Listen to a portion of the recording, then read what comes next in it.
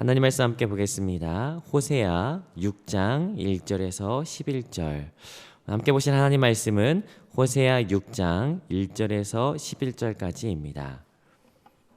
다 찾으신 줄 알고 우리 같이 함께 한 목소리로 합독하도록 하겠습니다. 함께 읽습니다. 시작.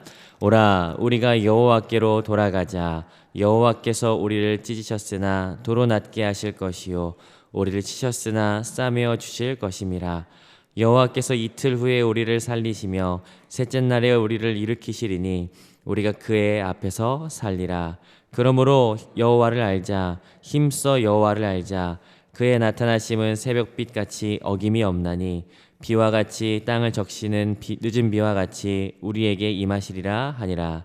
에브라임아 내가 내게 어떻게 하랴. 유다야 내가 내게 어떻게 하랴. 너희의 인애가 아침 구름이나 쉬 없어지는 이슬 같도다. 그러므로 내가 선지자들로 그들을 치고 내 입의 말로 그들을 죽였노니 내 심판은 빛처럼 나오느니라. 나는 인애를 원하고 제사를 원하지 아니하며 번제보다 하나님을 아는 것을 원하노라. 그들은 아담처럼 언약을 어기고 거기에서 나를 반역하였느니라. 길르앗은 악을 행하는 자의 고을이라. 피 발자국으로 가득 찼도다. 강도 떼가 사람을 기다림같이 제사장의 무리가 세겜길에서 살인하니 그들이 사악을 행하였느니라. 내가 이스라엘 집에서 가증한 일을 보았나니 거기서 에브라임은 음행하였고 이스라엘은 더럽혀졌느니라. 또한 유다여 내가 내 백성을 사로잡힘을 돌이킬 때에 내게도 추수할 일을 정하였느니라. 아멘. 우리는 호세아를 같이 함께 묵상하고 있습니다. 12권의 소예언서 중에 다른 책에 비해서 아마 호세아는 우리들에게 유독 친숙하지 않나라는 느낌을 주죠. 그 이유는 아마 12권 중에 가장 맨 앞에 나오기도 하겠고, 또 사실은 이 고멜과 호세아의 이야기가 이 호세아의 앞부분에 나오기 때문에 우리가 기억하기 쉽지 않을까라는 생각을 하게 됩니다. 사실 그런 측면에서 호세아가 다른 책보다 기억된다라고 하는 측면에서 호세아는 굉장히 재미있는 구조를 가진 책이 아닐까라고 싶기도 합니다. 호세아는 두 부분으로 나눌 수가 있습니다. 1장부터 3장까지는 이 호세아와 고멜의 이야기, 사실은 이 북이스라엘과 이 하나님과의 관계를 이야기화한 내용으로 볼 수가 있는데요. 그 내용을 토대로 4장부터 14장까지는 사실은 10장에 걸쳐서 하나님께서 이 이스라엘 가운데 원하시는 것이 무엇인지 신학적인 메시지가 드러나 있습니다. 우리는 지난주에 이 앞부분 같이 함께 살펴봤고요. 이번 주에는 우리가 6장부터 10장까지를 같이 함께 살펴보는데 이 북이스라엘이 왜 망하게 되었는지, 그리고 또한 어떻게 해야 살 수 있는지를 같이 함께 살펴보게 될 것입니다. 여러분 아시겠지만 호세아는 북이스라엘을 배경으로 쓰여졌습니다. 그 배경은 호세아 1장 1절에 드러나 있는데요. 이 부분 제가 읽어드리도록 하겠습니다. 우시야와 요담과 아하스와 히스기야가 이어 유다 왕이 된 시대, 곧 요아스의 아들 여로보암이 이스라엘 왕이 된 시대에 부에리의 아들 호세아에게 임한 여호와의 말씀이라. 호세아가 사역하던 시기에 대해서 이야기하고 있는데요. 그 시기는 요아스의 아들 여로보암의 시대다라고 이야기합니다. 여러분 우리가 얼마 전에 열왕기하를 묵상했기 때문에 여러분 우리 알 겁니다. 남유다에는 탁월한 왕이 있었어요. 누구인지 기억하십니까? 히스기야, 요시야가 있었죠. 여러분 북이스라엘은 탁월한 왕이 있었습니까? 딱히 기억나는 사람이 없는 것 같습니다. 맞습니다. 북이스라엘은 선한 왕이 없었죠. 그렇지만 역사적으로 볼 때는요, 솔로몬 이후에 북이스라엘 역사를 209년 정도로 보고 있거든요. 그런데 그 209년의 역사 가운데 가장 좋았던 왕, 가장 오랫동안 통치했고 가장 부흥기를 꿈꾸었던 왕이 있었다면 여기 나타나는 여로보암 2세입니다. 혹시 기억하실지 모르겠습니다. 열왕기 14장 25절에 보니까 갑자기 요나 선지자가 나타나서 이렇게 이야기합니다. 여로보암 2세 때 이렇게 예언하는데 하나님께서 북이스라엘을 다시 회복시키실 것입니다 라고 예언합니다. 그리고 그 예언대로 북이스라엘은 굉장히 놀라운 부흥기가 찾아오게 되죠. 영토도요, 다윗과 솔로몬의 영광을 대부분 이렇게 회복합니다. 그리고 이 여로보암 2세가 통치한 시기가 209년 중에 41년이나 되는 아주 긴 시기예요. 이 시기 동안 얼마나 많은 영토를 회복했냐면 아라바부터 하맛 어기까지 회복했다라고 이야기할 정도로 굉장히 멀리까지 그 찬란한 영광을 회복했다라고 하는 거죠. 이 정치와 경제와 사회와 문화와 이 엄청난 발전들을 가져옵니다. 물론 세계사적으로 볼 때는 이 시기에 아수르에는 정말 형편없는 왕 3명이 막 지나가요. 그러면서 나라가 엉망진창이고 애굽도 정치적 혼란을 겪고 그러면서 이 북이스라엘이 팽창할 수밖에 없는 시기를 가져오는데 어쨌든 이 여로보암 2세 때 41년 동안 이스라엘 역사 가운데는 전무후무한 아주 행복한 시기를 보냈다라고 하는 거죠. 부흥의 시기. 그러나 성경은 이 시대를 단 한마디로 일축합니다. 뭐냐면 여호와 보시기에 악했다라는 거예요. 그리고 우리가 같이 함께 살펴보았던 호세아 4장부터 5장까지의 내용은 이 시대가 왜 악했는지 백성의 삶을 보여주고 있습니다. 우리가 지난 본문이긴 하지만 잠깐 좀 살펴봤으면 좋겠어요. 4장 4절에서 10절까지 보니까 제사장들의 부패함이 어땠는지가 드러나 있어요. 오늘 9절에서도 이야기하는데 제사장의 부패, 더 구체적으로 보니까 4장 5절에 이렇게 이야기합니다.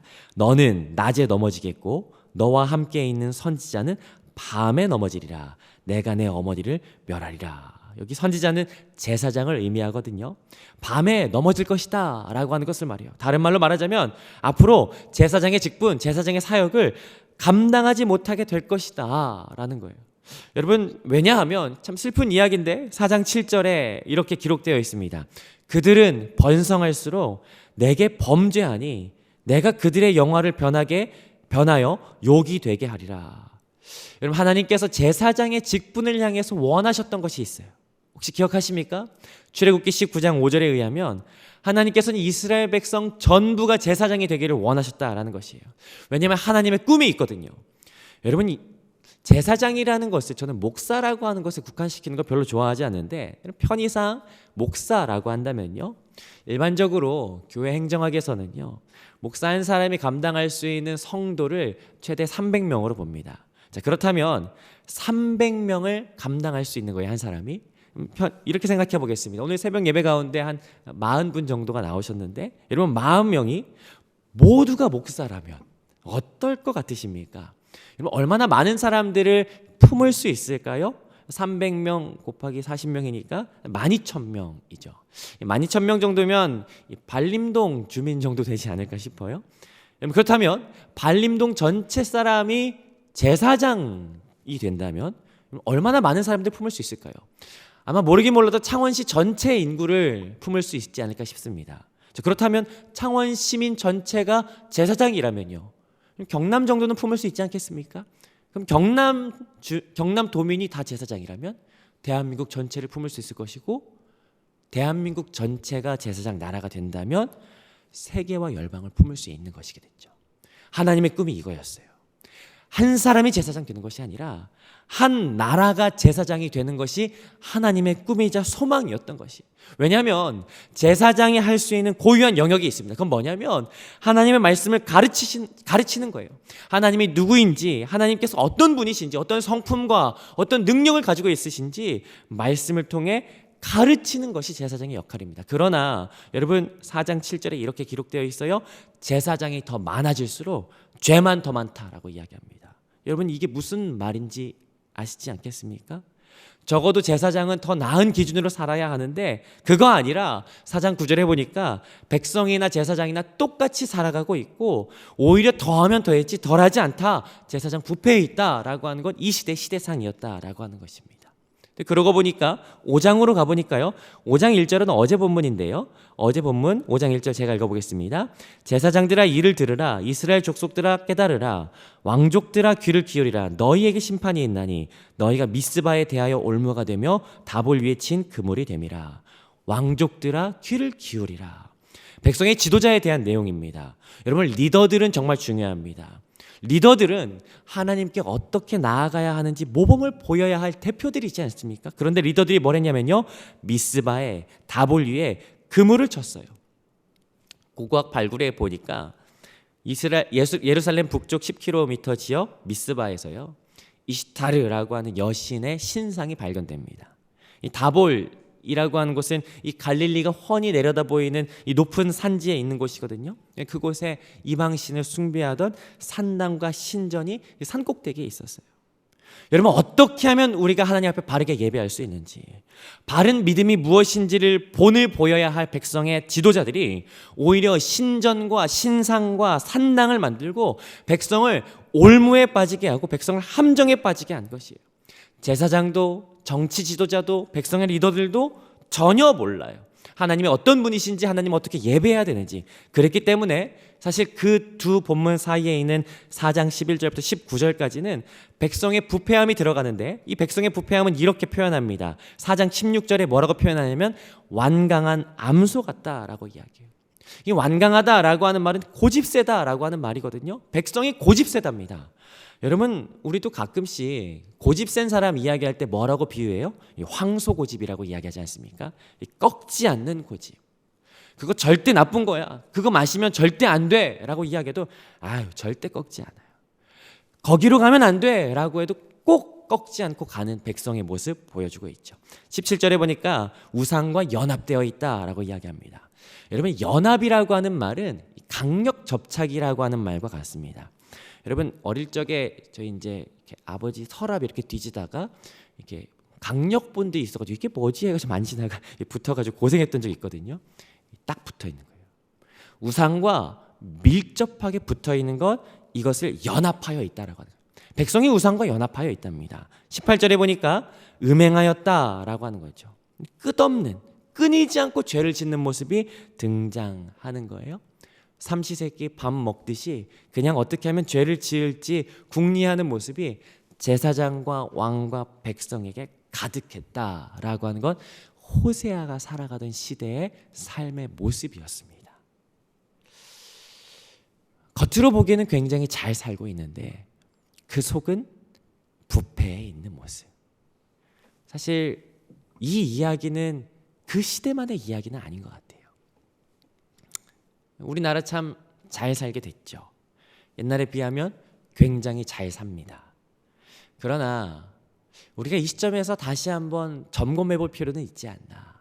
우리가 과연 그 옛날 그 선배들의 믿음, 선배들의 신앙, 그 열심을 과연 우리가 잘 전수받고 있는가. 요즘에 가을이 참 예쁩니다. 월요일마다 저희 아내와 같이 함께 등산하는데요. 지난주에는 무악산에 다녀왔어요. 처음 가봤는데 기도원이 있더라고요. 보면서 그런 생각하게 됩니다. 아, 저곳에서 얼마나 많은 사람들이 눈물 뿌려 기도했을까. 그때는 참 하나님 없이는 안 된다라고 하면서 부르짖었던 때가 있었는데, 얼마 전에 교역자실에 대한 이야기 여러분들에게 한번 말씀드렸었는데, 교역자실에서 참 많은 이야기합니다. 여러 배경들을 가진 목사님들이 같이 함께 있다 보니까 각자가 경험했던 경험과 상황들이 되게 많아요. 그런데 이제 이야기를 하다 보면 혀를 내두를 만한 이야기도 종종 있습니다. 본인들이 사역했던 교회, 아니면 건너 들었던 교회의 어려움들, 어지러움들. 제가 알고 있는 어떤 교회는요, 교회가 이전을 했어요. 성도들이 정말 힘써서 기도하면서 사랑하는 교회를 지리적으로 더 좋은 위치의 교회로 옮겼죠. 근데 옮기고 나서부터 이 담임 목사님이 설교를 대충 해요. 신방도 안 나가요. 그러니까 성도들이 실족해서 나가요. 근데 그 목사님이 또 그냥 가만히 내둬요. 또 더 나가요. 그냥 둬요. 목회를 대충 해요. 목회를 거의 안 하는 것 같아요. 성도가 더 나가요. 더 나가요. 다 나가. 성도가 없어요. 목사님이 교회를 팔았습니다. 이게 말이 되는 일인가요? 어떤 교회는 교회 안에 찬양 사역자가 교회 안에 성도와 부적절한 관계 때문에 교회가 난리가 나는 교회도 있고, 감히 입에 담기 민망할 정도의 어려운 일들이, 어지러운 일들이 너무나도 많은, 어떻게 저런 일이 있을 수가 있을까? 성도가 교회에 실망하여서 교회를 떠나고 가난한 성도가 되고, 그런 사람들 얼마나, 여러분 목사들만 그렇기 때문에 그렇다라고 하는 것 여러분 아닌 거 알지 않습니까? 몇 년 전에 저희 집에 에어컨 청소하러 오셨던 기사님 한 분 계신데, 이야기를 나눠보니까 젊은 시절에 교회 집사님이셨더라고요. 교회 장로님께 사기 맞고 교회 안 나간 지가 10년도 넘었다라고 이야기하는데, 여러분 교회 안에서 자기 성도라고 하는 이름을 아름다운 이름을 가졌음에도 불구하고 자기의 이익 때문에 서로를 실족하게 하고 예배를 짓밟는 것은 문제도 아니고 여러분 그렇기 때문에 여러분 한국 교회 성도 수가 점점 줄어드는 것 감소하는 것 걱정된다라고 하지만 사실은 당연한 것 아닌가. 한국 교회가 사람들에게 욕을 먹는다라고 하는데 어쩌면 당연한 것 아닌가. 과거의 호세아의 시대와 지금의 시대가 크게 다르지 않다라고 하는 것 보게 된다라는 것이에요. 그래서 오늘 하나님께서 우리를 초청하십니다. 뭐라고 말씀하십니까? 6장 1절 같이 한번 읽어보겠습니다. 시작. 오라 우리가 여호와께로 돌아가자. 여호와께서 우리를 찢으셨으나 도로 낫게 하실 것이요 우리를 찢으셨으나 싸매어 주실 것임이라. 고멜에게 호세아가 돌아와라 라고 하는 부르짖음이 있었던 것처럼 하나님께서도요 오늘 신부된 우리에게 간절하게 외치십니다. 돌아와라 제발 좀 돌아와라 라고 말씀하세요. 특별히 예흐바 여호와라고 한 단어와 돌아오다라고 하는 슈브라고 하는 이 두 개의 단어가 같이 쓰일 때는요 그냥 돌아오는 게 아니고 온전한 돌이킴 완전한 회개를 뜻해요. 전적으로 돌아와라 라고 간절하게 부탁하는 거예요. 하나님 부르시는 거예요. 그런데 여러분 아시죠? 돌아와라 라고 해도요 돌아가지 못해요. 여러분 그 이유가 뭔지 아세요? 어제 본문인데요 한 장만 넘기면 우리가 알 수 있으니까 이 본문을 우리 같이 함께 읽어보고 싶습니다. 5장 4절 돌아오지 못하는 이유가 있습니다. 뭡니까? 5장 4절 함께 읽습니다. 시작. 그들의 행위가 그들로 자기 하나님에게 돌아가지 못하게 하나니 이는 음란한 마음이 그 속에 있어 여호와를 알지 못하는 까닭이라. 여러분 하나님께 돌아가지 못하는 이유가 있다면 무엇입니까? 그 속에 음란한 마음이 있기 때문이라는 거예요. 뒤틀린 마음, 자기의 사상과 자기의 철학과 자기의 경험, 자기의 생각, 자기만의 그 아집, 이 모든 것들이 하나님을 바로 보지 못하게 만들고 하나님을 내 방식대로, 하나님을 내 생각대로 뒤틀리게 만들어 보게 만드는 그것이 있기 때문에 그 음란한 마음 때문에 하나님께 돌아가지 못한다라고 하는 거예요. 그래서 진짜 필요한 것이 있다라는 거예요. 하나님께 돌아가기 위해서 필요한 것 호세아 6장 3절입니다. 6장 3절 같이 읽습니다. 시작. 그러므로 우리가 여호와를 알자. 힘써 여호와를 알자. 그의 나타나심은 새벽빛같이 어김이 없나니 비와 같이 땅을 적시는 늦은 비와 같이 우리에게 임하시리라 하니라.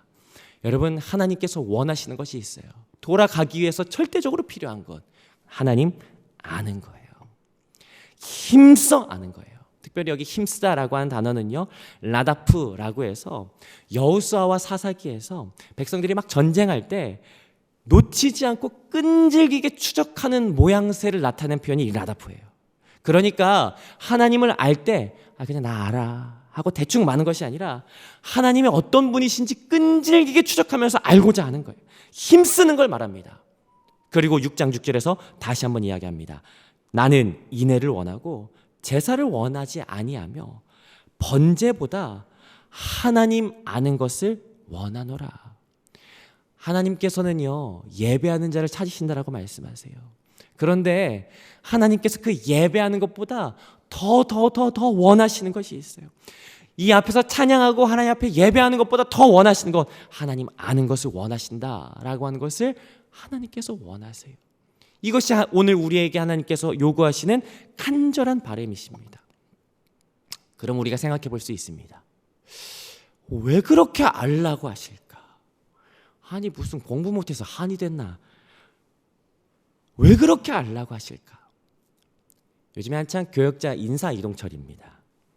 얼마 전에 연락 하나를 받았어요. 자기 교회 이력서를 받았는데 예전에 저랑 같이 함께 사역할 때 알고 지내던 사이인 이 사역자라고 그러면서 그 사역자에 대해서 안 좋은 소문에 대한 이야기를 막 하는 거예요. 그러면서 이 사역자를 과연 우리가 교회에 받아도 되겠냐라고 이야기하더라고요. 제가 이렇게 이야기했습니다. 그 친구 그런 친구 아닙니다. 겉모습이 그렇지 조금만 기다려 보십시오. 그 친구 절대 그런 친구 아닙니다. 여러분 알면 흔들리지 않을 수 있어요. 알면 기다릴 수 있어요. 여러분 하나님 어떤 분인지 아십니까? 저는 이때 우리가 하나님이 어떤 분이신지를 알았으면 좋겠어요. 우리가 어느 곳에 있든지 어떤 상황이든 어떤 상황 가운데 있든지 하나님을 아는 그 분명한 알을 통해서 흔들릴 수 있지만 넘어지지 않는 굳건한 믿음이 우리 가운데 있기를 원하는 것이에요. 여러분, 세상이 얼마나 우리를 넘어뜨리기 위해서 혈안이 되어 있습니까? 얼마나 세상이 우리의 믿음을 전복시키기 위해서 애쓰고 있습니까? 얼마나 자극적인 상황들이 훨씬 더 짜릿하고 훨씬 더 달콤한 유혹으로 우리 가운데 얼마나 많은 것들이 다가옵니까? 편한 방법으로, 쉬운 방법으로, 하나님이 아닌 것들로 나의 마음을 훔치려고 얼마나 마음을 쓰고 있는지, 여러분, 이때 필요한 것이 있다면 그거 뭔지 아십니까? 하나님 아는 거예요. 그냥 피상적으로 아는 것이 아니라, 그냥 지식적으로만 아는 것이 아니라, 정보적으로만 아는 것이 아니라 그분을 찾고 찾는 자에게 다가와 주심을 우리가 경험하고 실제적으로 영적인 실제를 통하여 알게 되어지는 그 암, 하염없이 나를 기다리시고 나를 기다리셔서 절대 나를 외면하지 않으시는 그 하나님의 고유한 성품, 그 성품을 알아가게 되기를 주님의 이름으로 축복합니다. 여러분, 아마 초대교회 시절에 아마 소아시아에서 가장 번쩍번쩍 빛나고 하나님 아닌 다른 것들로 가장 가득 찼던 도시가 있었다면 그건 에베소였을 겁니다. 유혹이 가장 강력했던 도시 에베소. 사도 바울이 그 에베소 성도들을 향해서 편지를 써요. 그리고 그렇게 부탁을 합니다. 너희들이 이렇게 됐으면 좋겠다라고 하면서 간절한 기도를 담은 기도의 내용. 에베소서 1장 16절에서 19절까지거든요. 제가 읽어드리겠습니다. 바울의 마음인데, 내가 기도할 때 기억하며 너희로 말미암아 감사하기를 그치지 아니하고 우리 주 예수 그리스도의 하나님 영광의 아버지께서 지혜와 계시의 영을 너희에게 주사 하나님을 알게 하시고 너희의 마음의 눈을 밝히사 그의 부르심의 소망이 무엇이며 성도 안에서 그의 기업의 영광의 풍성함이 무엇이며 그의 힘의 위력으로 역사하심을 따라 믿는 우리에게 베푸신 능력의 지극히 크심이 어떠한 것을 너희로 알게 하시기를 구하노라. 여러분, 우리의 삶 가운데 우리의 믿음이 올바로 서지 못하도록 방해하는 그 상황 가운데 그 방해를 전복시킬 수 있는 놀라운 능력은 하나님을 아는 이것이라는 것을 여러분 우리가 붙잡았으면 좋겠습니다. 오늘 이 가을에 하나님을 아는 그 깊이가 더욱더 넓어지기를 주님의 이름으로 축복합니다. 오늘 이 하루를 살아가는 동안에 하나님을 아는 그 깊이가 더 깊어져서 하나님이 나와 함께 계시고 내가 흔들리지 않는 그 삶 가운데 걸어가는 오늘 이 하루 되시기를 주님의 이름으로 축복합니다.